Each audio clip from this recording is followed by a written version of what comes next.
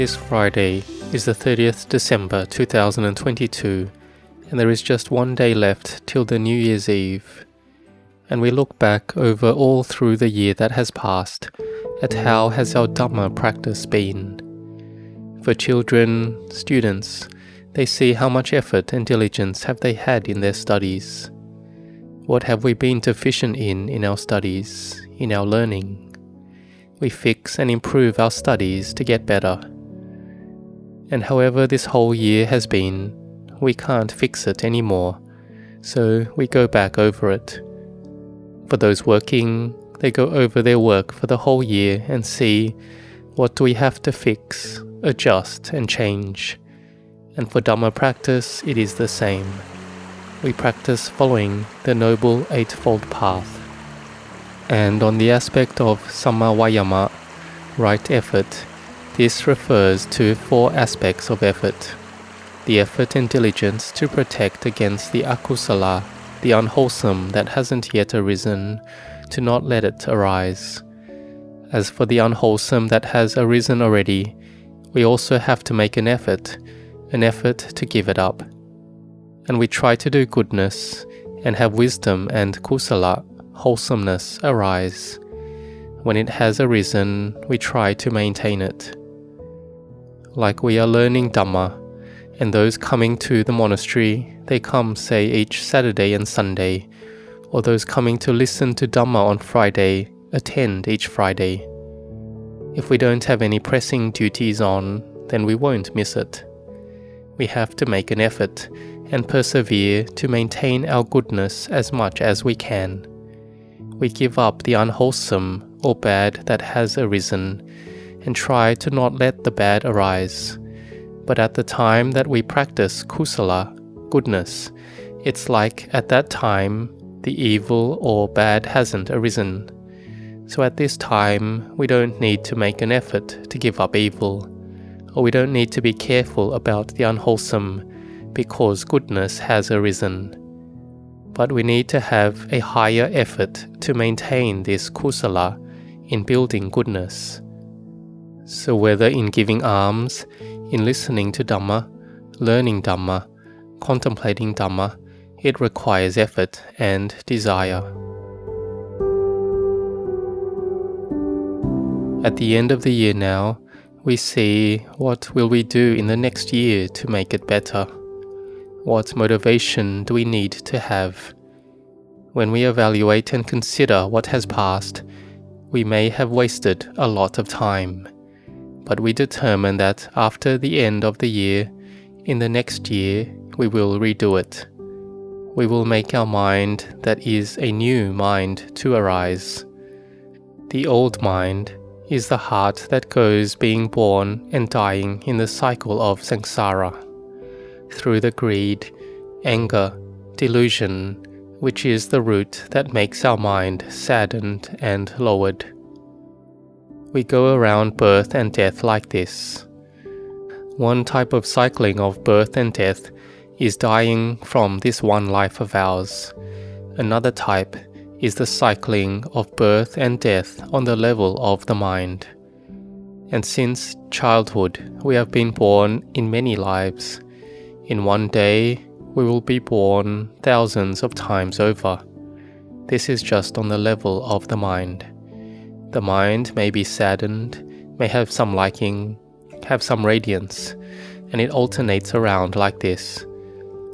But if we try to train in having better mindfulness, then our hearts will regularly have the radiance, the inner joy, the pleasant complexion that smiles with metta, goodwill, and compassion. This is like we know how to make our time to have benefit. Being a child, they have to learn and study, or those working need to be diligent and hard-working. We will then have success. We will then live in this world without lacking anything, because we are intelligent in learning, intelligent in leading a life of right livelihood. But those who find a living in the wrong way, they may go badly, be ruined to the point of getting in trouble with the law, or going to jail. This is because of searching in the wrong way. And the search on the inside is a searching for the good mind, the search for Dhamma, which is the most excellent. And we likely will do it at the same time with the worldly matters, because we live in the world and need to use basic requisites. We do need to search for wealth, and so we need to try to search for wealth with intelligence, by finding it in the right way. But we still don't neglect the search for Dhamma to arise in our hearts. So when we have time, we must search for Dhamma at the same time. We don't solely search for Dhamma, because we need to find and use basic requisites. But it's not that one isn't interested in Dhamma at all. Then we won't be able to overcome the suffering in our heart. So we need to train to have our hearts develop and be higher. Like children when they train. When they are born, what do they need to train in? They train since crawling, then train to walk, stumbling here and there, and later they can walk. When they walk more proficiently, can speak better, can look after themselves better, then they look at the adults and think why they can walk and speak so well. The children make an effort and then they can do it, until their learning and knowledge gets better. So we see children grow each year, get bigger and bigger. But as for adults, they get to the age where when another year comes, the body has lost a year. And ultimately, many people have to retire when they reach the appropriate age. But if we look back, those with wisdom, they won't let this body go decline and grow old without any benefit.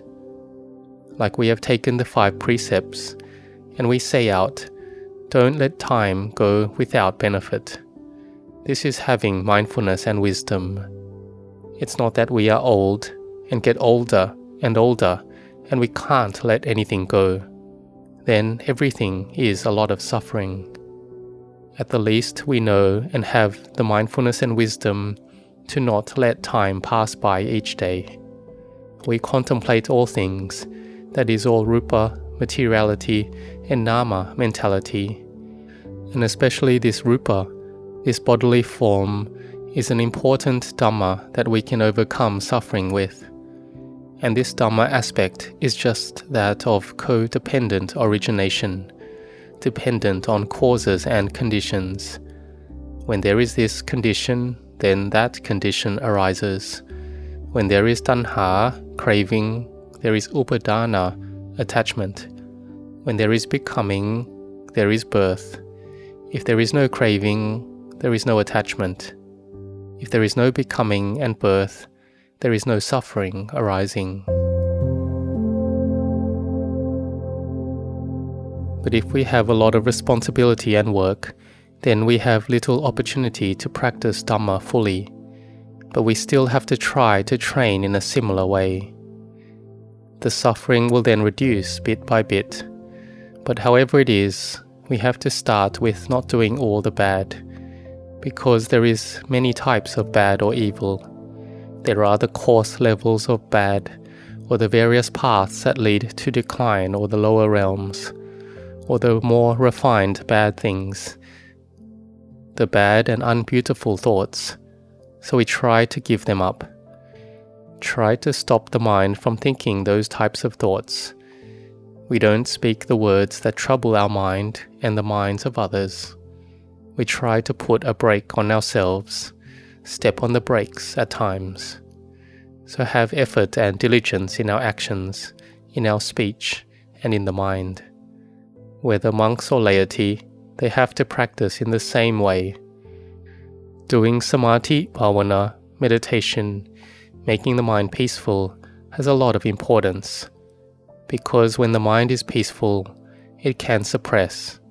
It suppresses the love, suppresses the hate, the greed, anger, and delusion.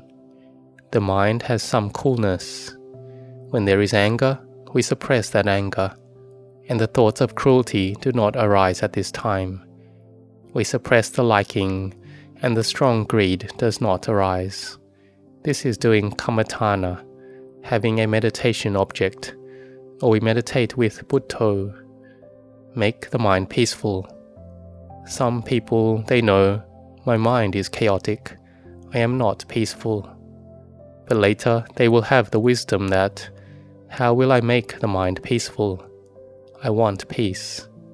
This is seeing the drawbacks. They see the drawbacks of chaos in the mind, dangers in the mind that is all over the place, dangers of going to moods of liking, going to moods of disliking. They see the drawbacks and dangers of these moods that the mind attaches and clings to. So they want to train the mind. This is important. It is the first point to gain motivation to want to train to have a peaceful mind. So we are not chaotic, not in a flurry of doubts, not thinking all over the place, but we have peace and coolness arise. Here we need to have effort and diligence in this.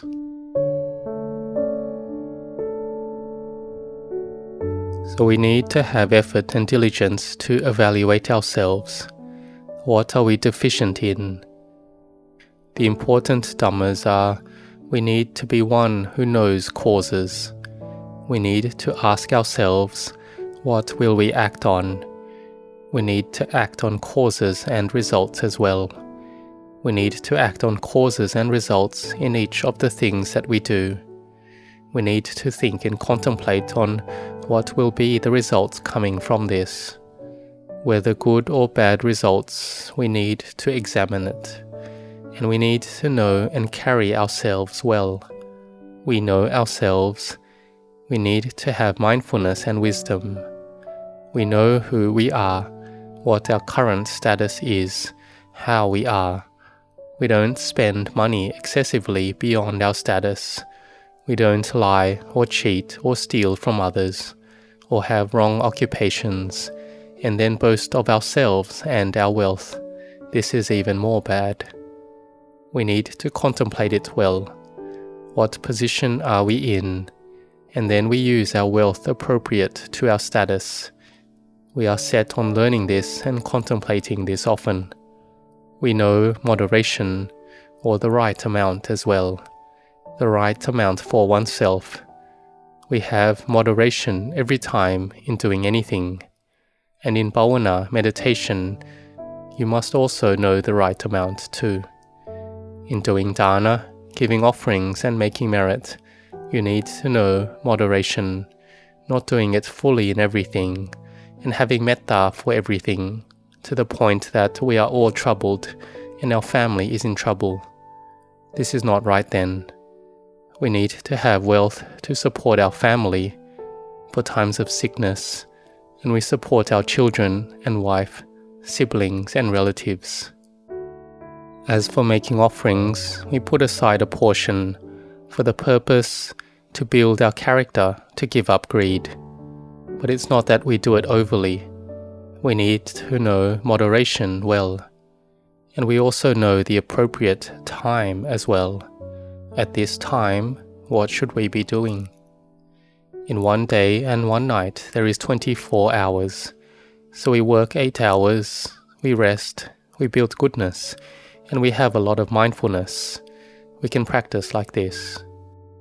And in being together in different social groups, in various surrounding conditions, with others around us, we need to know the social group that we are in that society, in that monastery, in the social group of relatives and siblings. We must carry ourselves well and appropriately for that social group. We know the people around us who we are associated with. So this is a Dhamma that we can practice with.